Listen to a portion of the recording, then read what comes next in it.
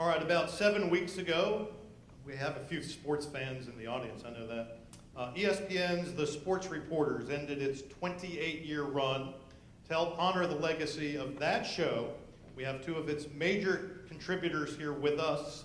NSMA Hall of Famer Bob Ryan, a regular panelist on the show, and the show's last host, Mike Lupica, who will be inducted into our Hall of Fame tomorrow night. They and Jaymee and CJ will now do a little Sports Reporters Live for us and discuss how sports media and coverage of athletes has changed, is changing, and will change. How about a hand for Bob and Mike? Come on up.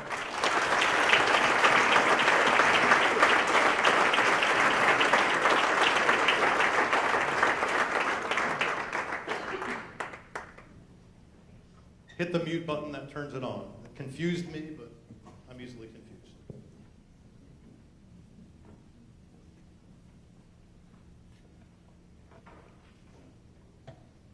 All right, Mike Lupica, you're the host, so I'm gonna lean on you. I'm gonna sit over here and just relax and watch you work your magic. Hit the mute button until it turns green. Hold it. There you go. You're good. Thank you. Thank you all. A lot of people came up to us after the Sports Reporters ended and were bereft, and I said, we ran for 28 years, and we didn't think we were going to run for 2 at the beginning. So the response to the show has always been good, because I think anybody who ever watched the show knows that you felt like you were part of the conversation, that even though we couldn't hear you, we kind of could. And I mean, Bob and I have been friends since I was in college, and you know, the first time we sat down together on the show, it just worked. And imagine the two of us. I got to sit next to him. Bob got to sit next to Dick Schaap for 10 years, and for John Saunders, the great John Saunders, for 15 years. And so we had a wonderful time, and Bob knows this. The day we did our last show, we had more fun doing the last. There was no sadness. It was time, and they had a right to move on. It was their decision. It wasn't a great decision, but it was.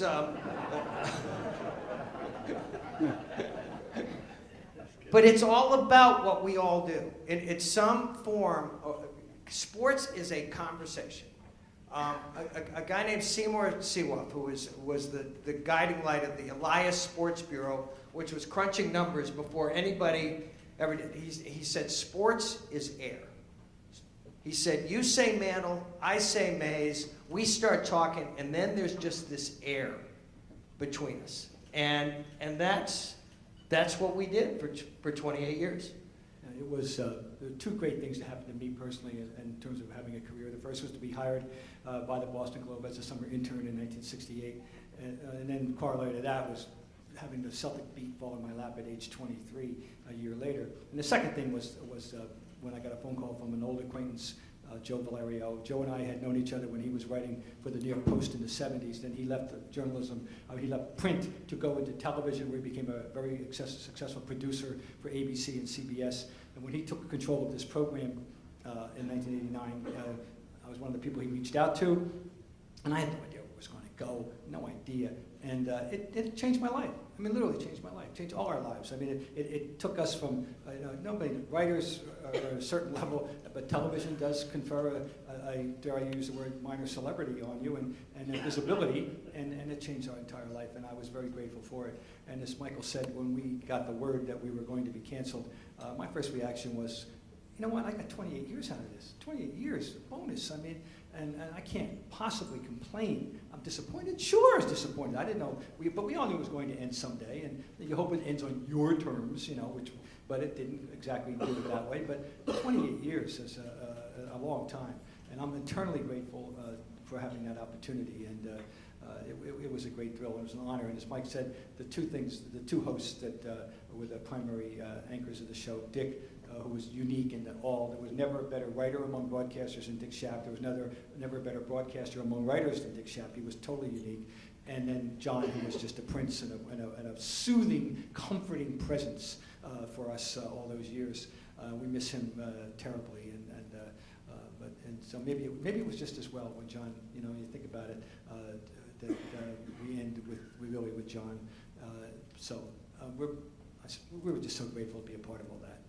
And CJ, we're talking about a show that began before you were born. But Bob made a good point before. For the first time, we would go into locker rooms and we would go into clubhouses in sports, and there would be athletes that I had not met before, but they felt like we knew each other because of the popularity of the show. And I'm not saying that they thought we were somehow on equal footing, but I'd walk into the Giants clubhouse and Barry Bonds would call you over, and I'm thinking we never met before. But in his mind, we had met, and that was the power of the sports reporters. And we were kind of the first to make that move from newspapers into television. And a lot of people have done it since. We just didn't do it quite as loudly as other people did in our business. But it enabled us to have an easier conversation with the guys in the room. And how do you guys feel about how you guys are changing that conversation a little bit? Well, for me, I'm the guy in the locker room. You're the guy coming into the locker room, so my perspective is a little different. But I think, like you said before, hearing you guys on the radio, obviously, you guys had 28 years, I'm 25, so you started when I was -3. But I feel like when you listen to radio, you listen to obviously Sirius XM radio and different radio stations now on drives to work, and you watch the different TV shows. We see it in the locker rooms, we see it breakfast. You feel like you know the guys on TV, even though you don't necessarily know them. So I get where you're coming from with that, and I feel like it can be beneficial because we get to hear different perspectives, different points of view on TV, on radio, and then we get to meet you in person. So if we agree with it, it's great, because then we get to talk about what we agree with, and if we don't, then we get to tell you why we don't agree with it. So I think it's healthy. Are you able to, how much of the noise makes it to you? You say you listen to it. You're on the way to the game, okay? You're on your way home from the game. And I've always wondered about this, because in addition to doing, the sports reports, I've done radio shows in New York, and I sometimes worried that the athletes, the people being discussed, couldn't really differentiate between what the host of the show was saying and what the callers were saying. And I'm wondering how much of that noise does get into your own airspace and inform your life. I mean, I think we're all human, so we hear it all from Twitter, Instagram. I mean, the social media is outrageous now. So I could play a game, and the game could end, and within 5 minutes, I could be trending in a good way or a bad way. And 9 times out of 10, whether you scroll through and see it or not, somebody's sending it to you. So you're involved in the loop to a point where you can get direct quotes, you can get indirect quotes. I've had pictures of trash cans, and I tell my brother all the time, people used to send trash cans and say I was trash. And they would send pictures of trash cans to me on Twitter. Mm-hmm. So I'm able to separate, what's being said by, say, Jalen Rose compared to what's being said by somebody calling in to Jalen and Jacoby. So I can separate it because I went to school for journalism. I understand you have a job to do. And if I play poorly, you should tell me that I played poorly and write about me going over 10 or over 12 or John Wall scoring 45 points on us like that. What was it like the night you lost your mind against the Warriors? You must have been trending that night. Yeah. In a good way. Yeah, that was one of the better trending nights for me. But it was a lot of fun just because it's the playoffs, it's the big stage. And I'll tell you a story. So we played that game, we ended up losing, I scored 40, whatever. And I have to do interviews the next day. So Sirius XM, I do interviews with a bunch of different radio. And Sirius and I have been partners since my rookie year because I did a radio show for him for 2 years. So I'm doing an interview, and they asked me, what does it feel like when you get into a rhythm and you start scoring? Does the basket get bigger? I said, yes, it does. And they said, do you feel like anybody can stop you when you're in that rhythm? And I said, no, I don't feel like anybody can check me. So I go to sleep and I wake up the next morning and it's game day. And it says, CJ McCollum, nobody can check me. And I'm like, great. So. I think that's a great example. I think that the media landscape has shifted a lot over the last 20 years.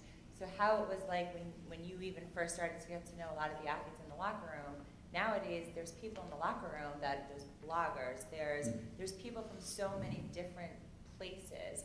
And when headlines are getting twisted like that, I think it's a good thing. And again, we're not in the locker room when the people that you're speaking to after a game, like we're not in that space with the traditional media.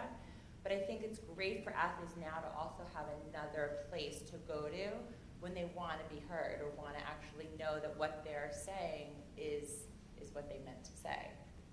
Well, the thing is, the athlete needs to be able to trust the person. And CJ, can you imagine the circumstance now and the life that you've led as an NBA player and the day-to-day circumstance of the life that it entails with involved to the type of interaction with the media you have now, with an idea that 45 years ago the Boston Celtics would have a practice and there was one person there, and that one person would arrive an hour before the game of that practice and would sit down and just chat, no notebook, and just talk, and then after the game that person would walk in with the notebook. Now we're going to get the story, from the thing, but and that person understood what was printable and not printable. At least, it was all mutually agreed upon. It was off the record, on the record. It was inherent. You didn't even have to say it because they trusted that person. One person. That's the life I led in the early 70s with covering the Boston Celtics. One person. They trusted me. I had to earn that trust. It was vital. And I always tell people, I tell young journalists now, and I know we have a lot of them here, when you're a journalist, when you're a writer, you are a salesperson. And the salesperson who you're selling is you. And you're selling yourself to the players, to the coaches, to the administrators, if it's college, to the AD, etc. You're selling yourself, and that includes everything, the way you dress, the way you carry yourself, the kind of questions you ask, the way. But I was able to earn that trust. But when you have the way it is now, I know it's a long question, but you imagine one person as opposed to whatever it is that you encounter in your life today.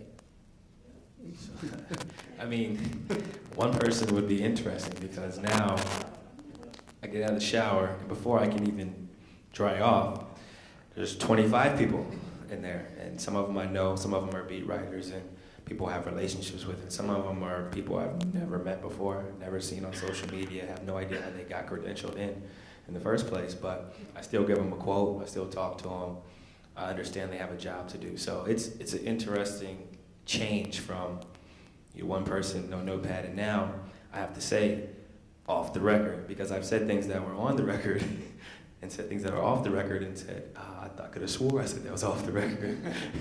So I think it's just, like you said before, you got to find that balance, find that trust, and I have a lot of trust in a lot of people that I work with, and people that aren't even working within the Trailblazer organization. Maybe it's not the Oregonian, maybe it's the another outlet from a different city, but I think, like you said, you earn that trust from seeing stories written the way you want it to be written, people asking you good questions, not the questions where LeBron has to say, if we're down 3-0 and we lose game 4, that means we got swept. Yeah, I know that.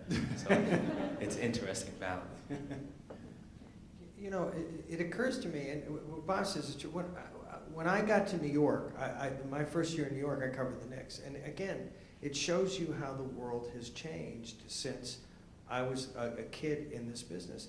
CJ, the Knicks would play a game on a Friday night in New Orleans, and they'd go to the airport and take a charter back because they'd have a Saturday night game at Madison Square Garden. I was on that plane, covering the team, and I would sit on this plane and talk all night to Walt Frazier and Earl Monroe and Bill Bradley and Phil Jackson, and in those days you didn't have to say. It was just assumed that some of these conversations would never find their way to a newspaper. And the one thing that all the noise has changed, to my mind, is that so much of that trust that was assumed when I was your age, when I was coming at it from the other side of the room, has been lost over time. And Tom Verducci and I were talking about this at dinner tonight. When in the old days, you'd walk into a baseball clubhouse after the game and everyone was there. Now you walk into, right, Tom? And you walk into a baseball clubhouse now after the game, and no one is there. And it's almost, you get the feeling sometimes that a lot of the people who do what you do for a living want to talk to us as a last resort. Now, you've obviously seen the potential for not just openness and being as honest as you can, but also branding for yourself. That people know that they can come to you and have an honest conversation. But I was wondering if, and again, you're in your middle 20s, but I think you have a sense that trust doesn't exist, or if it exists, it exists in a much smaller fashion than it ever did when I was your age in the business.